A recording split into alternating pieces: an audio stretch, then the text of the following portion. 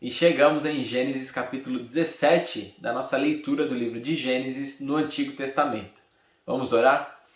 Deus, te agradecemos por cuidar de nós, por derramar sabedoria, inteligência dia após dia, por caminhar ao nosso lado.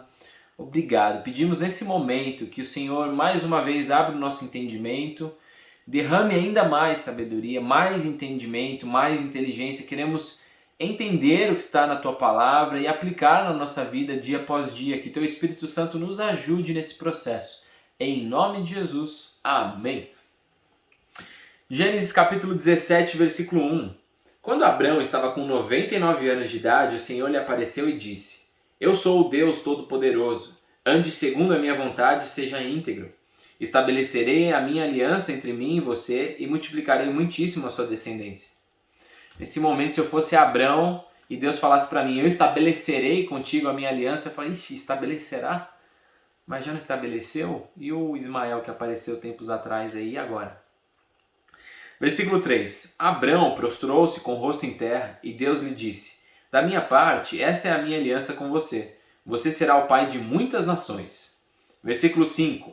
Não será mais chamado Abrão, seu nome será Abraão, porque eu o constituí pai de muitas nações. Então, Gênesis capítulo 17, no versículo 5, é quando Deus muda o nome de Abrão, que significa pai exaltado, para Abraão agora, que significa pai de multidões. Versículo 6. Eu o tornarei extremamente prolífero. De você farei nações e de você procederão reis.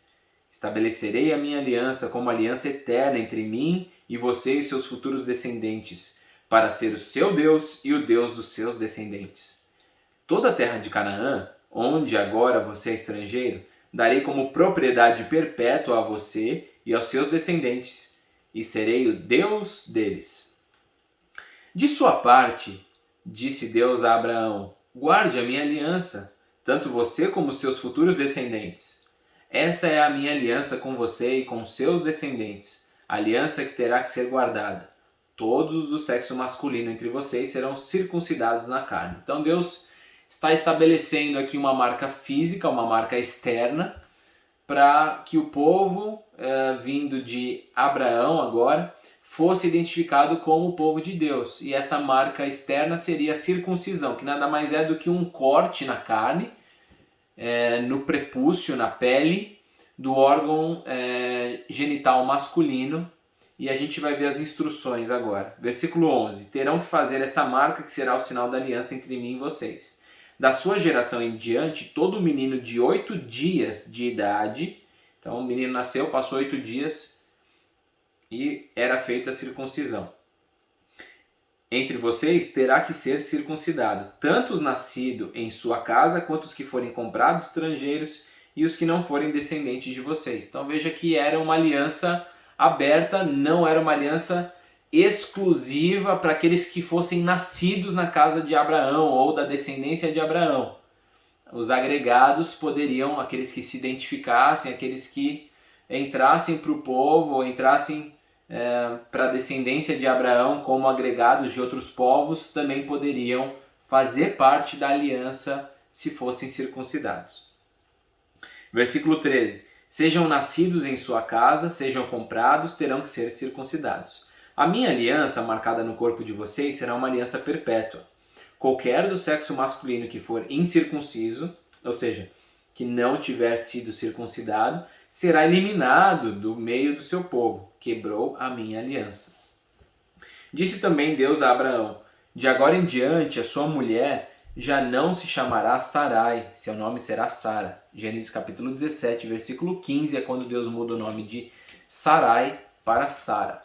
Eu a abençoarei e também por meio dela darei a você um filho. Sim, eu a abençoarei e dela procederão nações e reis de povos. Versículo 17. Abraão prostrou-se com o rosto em terra. Riu-se e disse a si mesmo: Poderá um homem de 100 anos de idade gerar um filho? Poderá Sara dar à luz aos 90 anos? E Abraão disse a Deus: permite que Ismael seja o meu herdeiro. Então Abraão olhou para aquela situação e falou: ixi, já estou velho, minha esposa já está bem velha também, complicado esse método que Deus está querendo estabelecer. Ô Deus, tem um menino aqui, ó, Ismael, faz por meio dele, já está tudo certo. Mais simples. Versículo 19. Então Deus respondeu, na verdade, Sara, sua mulher, lhe dará um filho e você lhe chamará Isaque. Com ele estabelecerei a minha aliança, que será aliança eterna para os seus futuros descendentes. E no caso de Ismael, levarei em conta o seu pedido. Também o abençoarei e o farei prolífero e multiplicarei muito a sua descendência. Ele será pai de 12 príncipes e dele farei um grande povo. Então, no capítulo anterior, através do anjo falando para Agar que a descendência seria muito numerosa, vinda de Ismael, agora a gente vê, fruto também do pedido de seu pai Abraão para Ismael, Deus dizendo que também abençoaria os descendentes de Ismael. Versículo 21. Mas a minha aliança eu a estabelecerei com Isaque, filho que Sara dará a você no ano que vem, por essa época. Quando terminou de falar com Abraão, Deus subiu e retirou-se da presença dele.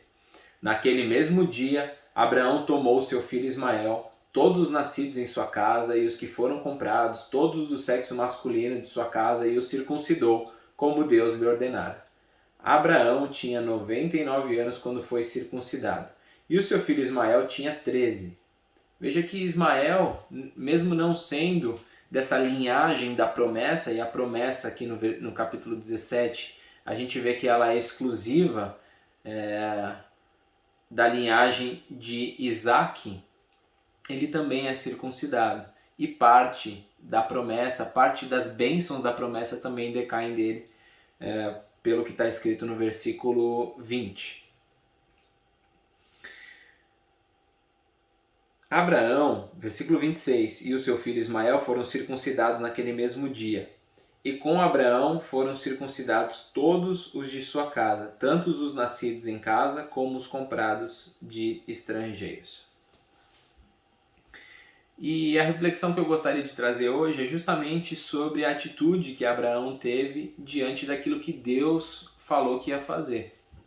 Na cabeça de Abrão, e que agora se chamaria Abraão, ele já tinha dado o jeitinho e Deus poderia usar daquele jeitinho para estabelecer a sua aliança, a sua descendência. Mas lembra, o método de Deus não era aquele método do jeitinho. Deus disse que faria através de Sara. E muitas vezes na nossa vida a gente quer controlar tantas as coisas, as situações que acontecem ao nosso redor, que a gente quer controlar inclusive como Deus vai agir. Olha Deus, primeiro você faz isso, depois você dá um arrepio aqui no meu corpo para eu sentir, e aí depois você fala com fulano, e aí depois eu recebo uma carta tal, e aí depois eu abro a Bíblia como se fosse loteria e o Senhor me mostra uma palavra e aí o milagre vai acontecer. A gente às vezes tenta colocar Deus na nossa caixinha, na caixinha do nosso entendimento e como Deus deve agir. E a reflexão de hoje é justamente sobre isso. Não reduza o poder de Deus. Não tente controlar como Deus vai agir. Poderia ser mais fácil Deus simplesmente fazer a descendência a partir de Ismael, porque Abraão já era velho, Sara já era velha também, e de repente, biologicamente, Deus teve que fazer um milagre para que Isaque nascesse. Sim, era muito mais fácil, pensando humanamente, pegar já o menino que já tinha nascido e fazer a descendência a partir dele. Era muito mais fácil, humanamente falando, mas para Deus não há impossíveis.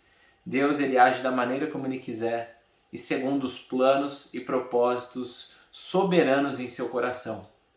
Não reduza o agir de Deus na sua vida. Não tente controlar como Deus vai fazer um milagre na sua vida. Ore pelo milagre e creia que Deus vai fazer. Não importa o quão difícil seja, ore, busque e creia. Deus está no comando e no controle de todas as coisas. Vamos orar? Deus, nós te agradecemos pela tua palavra. Te agradecemos porque o Senhor é um Deus forte, poderoso, grande, nada impede o teu agir. Deus, Nos perdoa quando muitas vezes nós queremos controlar o teu agir, nós queremos dizer como o Senhor tem que fazer o milagre na nossa vida.